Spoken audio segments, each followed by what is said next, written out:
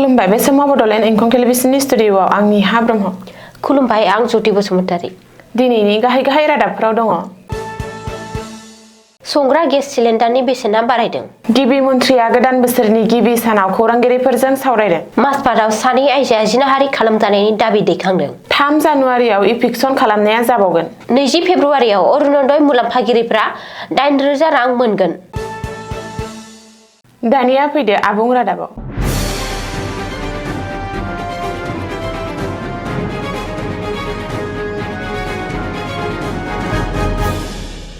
गोदान बोसोर 2026 नि गिबि सानावनो सरासनस्रा नोगोरारिफोरनि थाखाय मोनसे गाज्रि खौरां।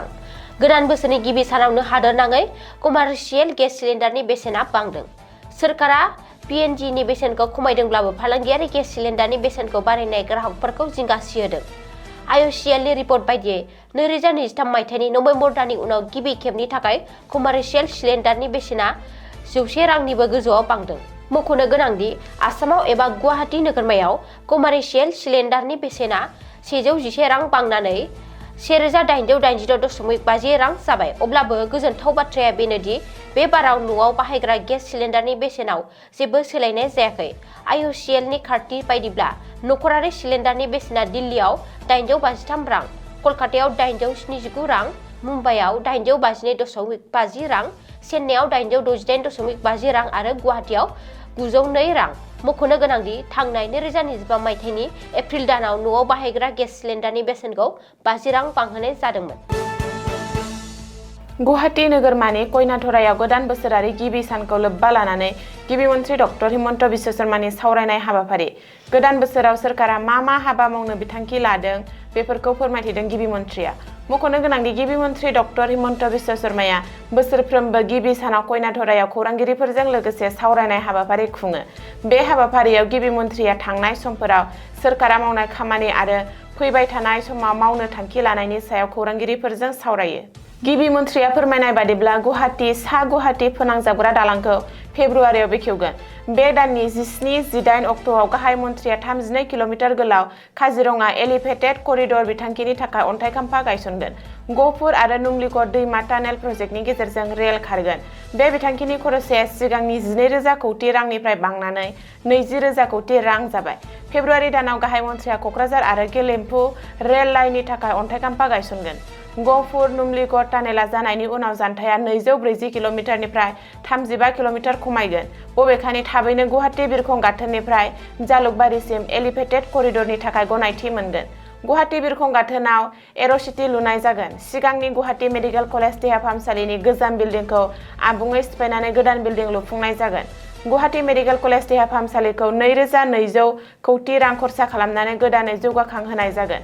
बे बोसोराव बङाइगाव मेडिकेल कलेजनि खामानिखौ जागायगोन। मख'नो गोनांदि बे दाननि गेजेरावनो कपिली मोब्लिब बिथांखिखौ बेखेवनाय जागोन। बे थांखिया 120 मेगावाट मोब्लिब गोहो दिहुनगोन। बोसोरनि गिबि सानावनो उदालगुरि जिल्लानि माजबाट लालपानि ओनसोलाव सानै आइजोखौ हानजायारि जिनाहारि खालामनाय जाथाया सोराङाव फैदों। गावसोरखौ हानजायारि जिनाहारि खालामनायनि दाबिखौ खालामदों सानै लाइमोन आइजोआ। बे जाथाया ओनसोलाव बयखौबो सोमोनांहोदों आरो जिंगा सिखांहोदों। माजबाटनि सानै आइजोआ अजद होनाय बायदिब्ला मंगलबारनि बेलासियाव साथाम सुबुंफोरा बायजोआव बेरायनो थांनायनि मुङाव आथोनारि सोमोन्दो लाखिदोंमोन। पुलिसआ सुलुङाव फोरमायनाय बायदिब्ला दायनिगिरिफोरा सानै आइजोखौ गंसे काराव दैखांनानै बै जायगासिम लांदोंमोन, जेराव अजद होनाय मुगैथाव जाथाया जादोंमोन।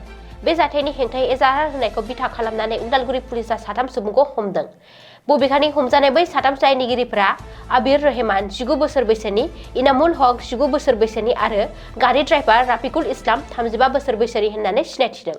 बिसोर साथामबो लांसुनियाखौ उदालगुरि पुलिसआ जिम्मायाव लांदों आरो माजबाट पुलिस थानायाव 70-25 नम्बर केस रेजिस्टार खालामदों। गोदान बोसोरनि गिबि सानावनो आयेन बेरेखा दखल खालामग्राफोरनिसिम गिबि मन्थ्रि डक्टर हिमन्त बिश्व शर्मानि हुमखि। आयेन बेरेखायै दखल खालामग्रा रावबो सुबुङा बारग'नाय नङा। सोरखारि हायाव आरो हाग्रा बिफाननि हायाव आयेन बेरेखायै दखल खालामनानै थानाय सुबुंफोरखौ बोसोरनि गिबि सानावनो गिबि मन्थ्रिया गोख्रों हुमखि हरदों। मिथिनो हानाय बादिब्ला गोदान बोसोरनि रंजाफुनायनि गेजेरावनो रायजोआव आयेन बेरेखायै दखल खालामग्राफोरनि हेंथायै इभिक्सन खालामनाय एबा होखारनाया जागोन। 3 जानुवारियाव रायजोआव इभिक्सन खालामनाया जागायगोन। मख'नो गोनांदि सोरखारा 1,45,000 बिघा हाग्रा ओनसोलनि हाखौ आयेन बेरेखायै दखल खालामग्राफोरनिफ्राय उदां खालामफिननो हाबाय होननानैबो गिबि मन्थ्रि डक्टर हिमन्त बिश्व शर्माया बुंदों। अरुणोदय बिथांखिनि लाख लाख मुलाम्फागिरिफोरनि थाखाय मोनसे गाहाम खौरां। आसाम सोरखारा अरुणोदय बिथांखिनि साफ्रोमबो मुलाम्फागिरिफोरनो 8,000 राङै होगोन। फैगौ 20 फेब्रुवारि खालि सोरखारा अरुणोदय मुलाम्फागिरिफोरनि बेंक एकाउन्टआव सोनानै हरगोन 8,000 रां। फैबाय थानाय रंजालि बैसागु फोरबोनि बान्था महरै अरुणोदय मुलाम्फागिरिफोरा बे रांखौ मोननो हागोन। इंराजि गोदान बोसोर 2026 नि गिबि सानाव दिनै गिबि मन्थ्रि डक्टर हिमन्त बिश्व शर्माया बे बाथ्राखौ फोसावदों। गिबि मन्थ्रि डक्टर हिमन्त बिश्व शर्माया बुंदों दि रायजोनि गासैबो आइजोफोरानो 20 फेब्रुवारियाव बैसागु फोरबोनि बान्था मोनगोन। अरुणोदय मुलाम्फागिरिफोरनि बेंक एकाउन्टआव हाबगोन 8,000 राङै। आसाम सोरखारा अरुणोदय बिथांखिनि मुलाम्फागिरिफोरनो होगोन बैसागुनि बे बान्थाखौ। मख'नो गोनांदि अरुणोदय मुलाम्फागिरिफोरा दानफ्रोमबो 10 खालाराव 1,250 राङै बेंक एकाउन्टआव मोननो हायो। नाथाय बे खेबाव एबा जानुवारि दानाव अरुणोदयनि रांखौ मोननो हानाय नङा। बेनि सोलाय फेब्रुवारि दानाव खनसेयैनो 8,000 राङै मोनगोन होननानै गिबि मन्थ्रिया फोसावदों। दिनैनि रादाबा एसेनोसै। गोजोन्थों। गोजोन्थों।